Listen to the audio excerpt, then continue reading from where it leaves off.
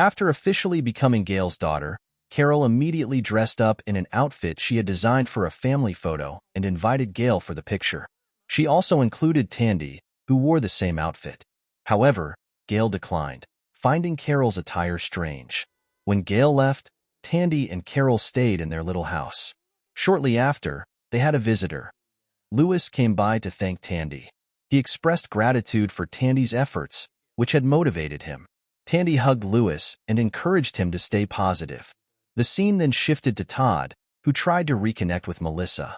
However, Melissa became increasingly strange. She acted as though she was carrying a baby, and when Todd tried to joke with her, she admitted the baby wasn't real but continued talking to it. Melissa then told Todd that if he wasn't going to give her a child, he should leave. Confused by Melissa's behavior, Todd decided to walk away. Meanwhile, Louis went to the airport to find a plane. Back to the family scene, Carol and Tandy didn't give up on convincing Gail to take a family photo. This time, they dressed in the same style as Gail. Despite wearing matching outfits, Gail still refused to participate, keeping her eyes closed when Tandy took the picture. She eventually slipped away and entered an elevator. Louis, on the other hand, found a plane and was seen flying it. However, mid-flight, he lost control and the plane crashed. It turned out the plane was a simulator that Louis was using to practice flying. The scene then shifted back to Todd, who shared Melissa's odd behavior with Tandy. He noted that Melissa was very different from when he first met her. Curious, Tandy approached Melissa, who indeed had changed. She suddenly asked Tandy to take off his pants and make a baby with her. Tandy, respecting his friendship with Todd, refused, and Melissa angrily drove him away. Wanting to escape Carol's constant antics, Gail decided to leave the building. She took some drinks from the supermarket and went to a quiet, neighboring building. Gail took an elevator to reach the top floor to relax. However, as soon as she reached the 5th floor, the elevator suddenly stopped and the power went out, similar to the outage at Tandy's building. But unlike Gail, the power at Tandy's building was restored thanks to Louis's help. Gail, now trapped in the elevator, played her accordion, hoping someone would come to rescue her. At this moment, everyone was shocked by a note in Melissa's room that read "Goodbye," indicating that Melissa had decided to live alone and distance herself from the group. Worried about Melissa's condition, Todd insisted on searching for her everywhere, vowing not to return until he found her. The search began while Gail continued to wait for a miracle to rescue her. As she was lost in thought, Gail suddenly heard a car horn from the vehicle Tandy was driving. She tried to shout and call for help, but Tandy was too far from the building where Gail was trapped. Tandy and Carol then decided to join the search for Melissa, unaware that Gail was missing. Despite searching everywhere, the team couldn't find Melissa. Todd persisted in his search, even when his friends decided to return. Meanwhile, inside the elevator, Gail struggled to open the doors to escape. No matter how hard she tried, the doors wouldn't budge. While Erica and Louis were creating a map to continue the search for Melissa, Tandy arrived dressed in a dinosaur costume, hoping to scare them. However, Erica and Louis spotted him immediately and greeted him calmly. Feeling his attempt was a failure, Tandy made small talk about their efforts to find Melissa. As Louis was explaining, Todd suddenly arrived and was terrified at the sight of Tandy in the dinosaur costume. He screamed and tried to run, but Tandy chased him, making Todd even more frightened. When Todd had nowhere to go, Tandy revealed it was just a costume. Realizing this, Todd felt relieved. They continued their search for Melissa from morning until night, without any success. Exhausted, Todd fell asleep in the cold night air. While Todd slept, Tandy tried to wake him up and suggest they go home. When Tandy finally managed to wake him, Todd again got scared by the dinosaur costume. Once he realized it was just a costume, Todd got into his car and resumed his search for Melissa. The next day, as Todd was cleaning up, Tandy came to comfort him. In the midst of Tandy's consolations, Todd suddenly remembered where Melissa might have gone: a prison uniform shop in Zihuatanejo. He quickly set off for the town to find her. Meanwhile, Gail was still trying to open the elevator doors, using a mannequin head of Gordon to pry them open. Her efforts initially seemed futile as the elevator became more damaged and dark. However, the saying, "effort never betrays results," held true for Gail. After working tirelessly, she managed to open the elevator doors, though she still had to lift the elevator one floor to get out. While the Tucson group searched for Melissa, they checked several shops but found no sign of her until they saw a parked car. They approached the car, raising Gail's hopes as she heard footsteps. She fired a pistol she had, which caught the Tucson group's attention, and they headed towards the building where Gail was trapped. As they were about to enter the building, Melissa suddenly appeared, looking innocent. With Melissa found, they decided not to enter the building. Todd asked why Melissa had fired the gun she was holding. Melissa replied that she hadn't used her gun.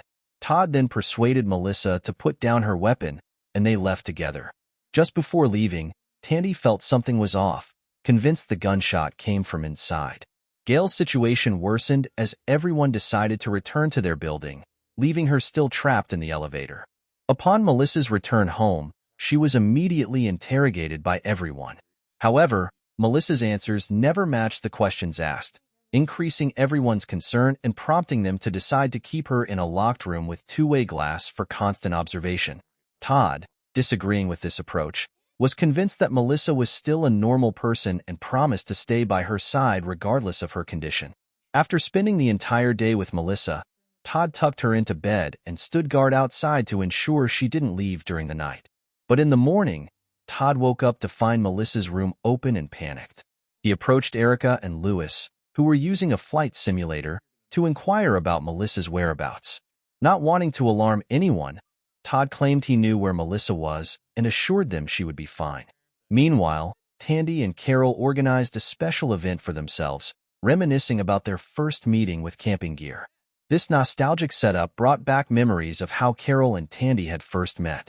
After their trip down memory lane, Tandy invited Carol to go fishing, hoping for another magical moment. While Carol fished, Tandy decided to swim.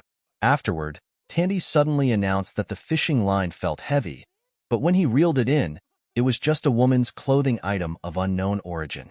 Determined, Tandy dove back into the water. A miracle happened when Carol felt her line grow heavy. Initially suspecting Tandy was behind it, Carol soon realized he wasn't. The weight on the line turned out to be a fish, which they never expected to catch. The scene then shifted to Gail, who captured a robotic vacuum cleaner, hoping to use it to send a message. She wrote a note, but the robot dropped and then swallowed it before continuing on its way, frustrating Gail. In desperation, Gail fired her gun at the elevator ceiling, but the bullet ricocheted and injured her wrist, causing her to bleed. The scene returned to Lewis and Erica informing Todd that Melissa was missing. Todd reassured them she was fine, but their relief was short-lived when they saw Melissa standing at the edge of a building. Fearing she might jump, they rushed to her, pleading with her to step away from the edge. Melissa, seemingly unaware of her actions, was eventually coaxed down by Todd, who then took her for a walk. Meanwhile, Tandy and Carol were thrilled with their big catch. Carol, guessing the fish was female, named it Gail, missing the real Gail after their previous conflict. Back with Todd and Melissa, instead of a walk, Todd placed Melissa in a specially designed room. After ensuring she was settled, Todd locked the door and cried outside, heartbroken by Melissa's treatment. That night, as Tandy and Carol checked on their fish, they found it lifeless on the ground. Tandy tried various methods to revive it, including mouth-to-mouth resuscitation, but the fish was declared dead.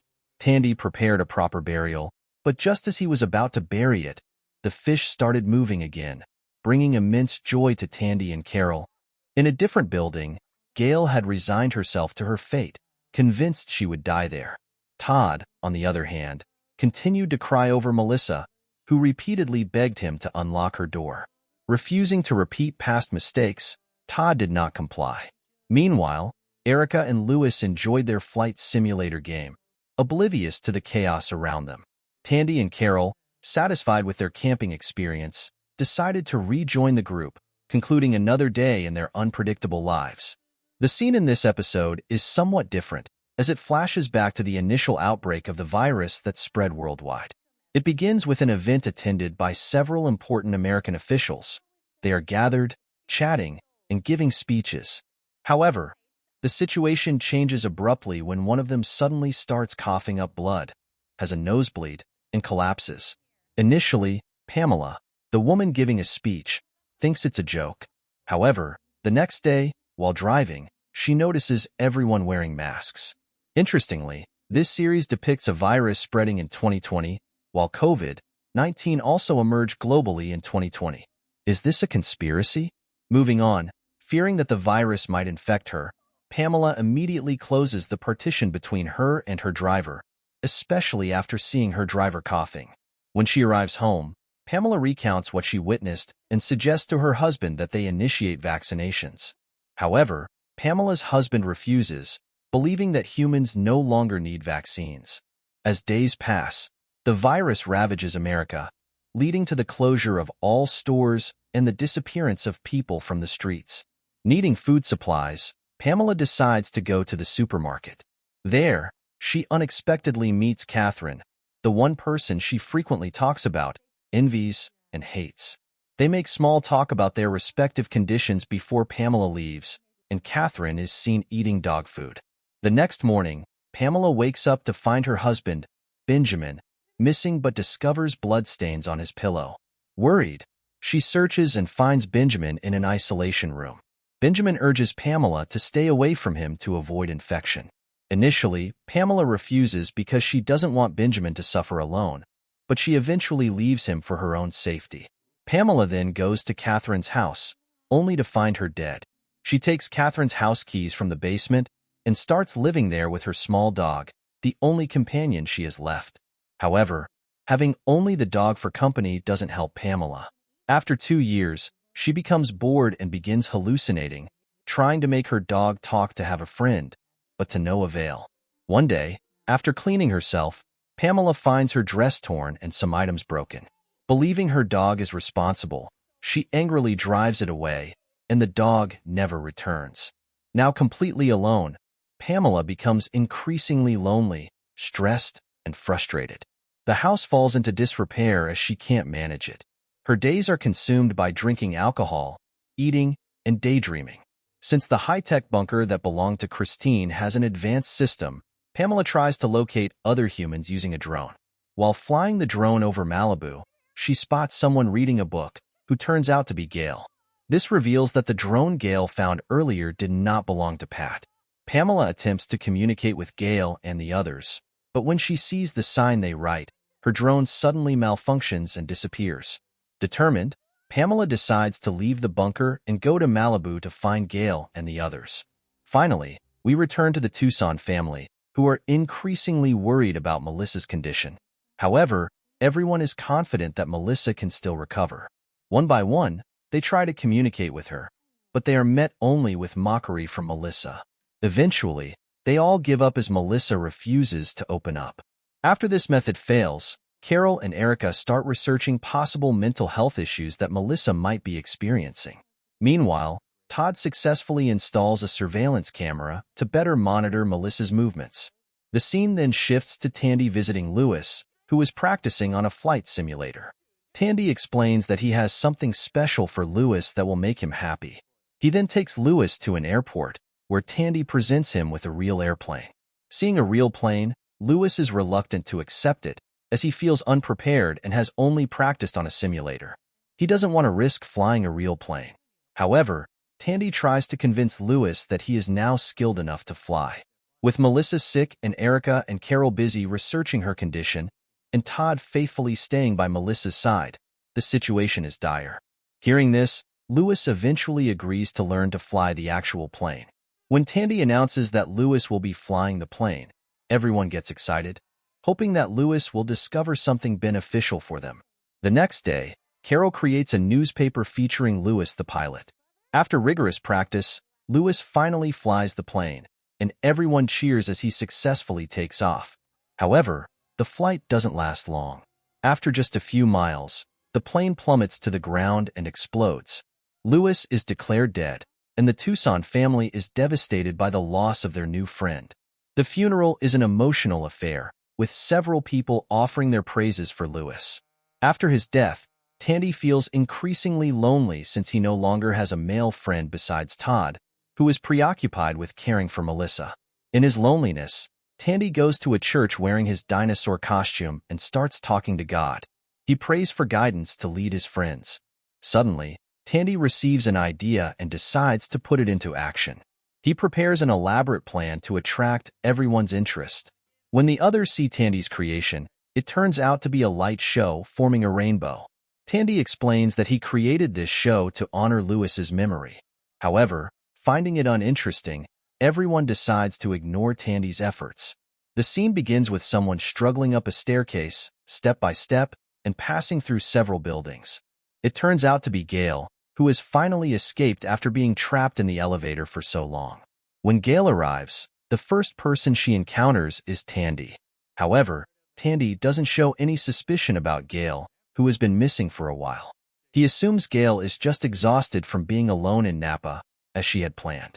Tandy then directs Gale to the dining room where everyone is gathered. Upon entering, Gale is warmly welcomed by Erica and Carol.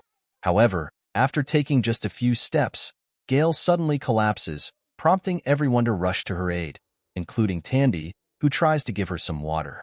Once Gale regains consciousness, she explains that she didn't go to Napa but was instead trapped in the elevator of the neighboring building for 10 days.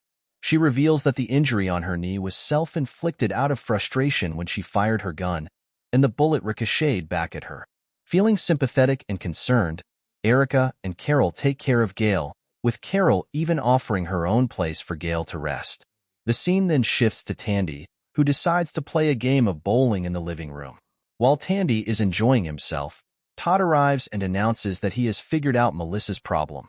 He has discovered that Melissa's hometown is a place called Akron, and Todd believes the only way to help Melissa is to take her there. Tandy agrees, thinking it's a good idea, and they immediately set off for Melissa's birthplace in Akron. Arriving there at night, Tandy and Todd begin searching for clues about Melissa's home. However, they mistakenly end up at the house of an African-American family, thinking it was Melissa's family. When Todd asks Melissa to help find her actual home, she locks herself in a room and goes to sleep. The next morning, Todd wakes up Tandy in a panic, saying that Melissa is missing. They frantically search around Akron for her. On the street, they spot a large billboard with Melissa's face on it. Thanks to this billboard, they finally locate Melissa's real house after searching through the office where she used to work. After obtaining several addresses, they quickly go there and find Melissa sound asleep in her old bedroom. The scene then shifts to Gale, who apologizes to Carol for her previous behavior and for being indifferent to her child. She confesses that while she was trapped in the elevator, she constantly thought about Carol, every gesture and every smile Carol gave. Gale admits that she now realizes Carol is someone she wants to be part of her family. Carol is overjoyed to hear that Gale finally sees her as a daughter. Carol quickly gets the idea to use the costume she once made for Gale for a family photo. Before the scene transitions back to Tandy and Todd, they express amazement at discovering that Melissa was a highly successful career woman, capable of doing various jobs, including skydiving and office work. While they are discussing Melissa, she unexpectedly comes down dressed exactly as she appeared on the billboard. Melissa greets Tandy and Todd and takes a pill, though she doesn't know its purpose. Realizing that Melissa hasn't fully returned to her normal self, Todd decides to take her back to the Tucson family. Meanwhile, Carol fulfills her dream of taking a family photo with Gale in the custom-made outfit. After setting up the camera, she embraces Gale, and they take a photo like mother and daughter. After the photo session, Carol quickly begins to sort through the pictures.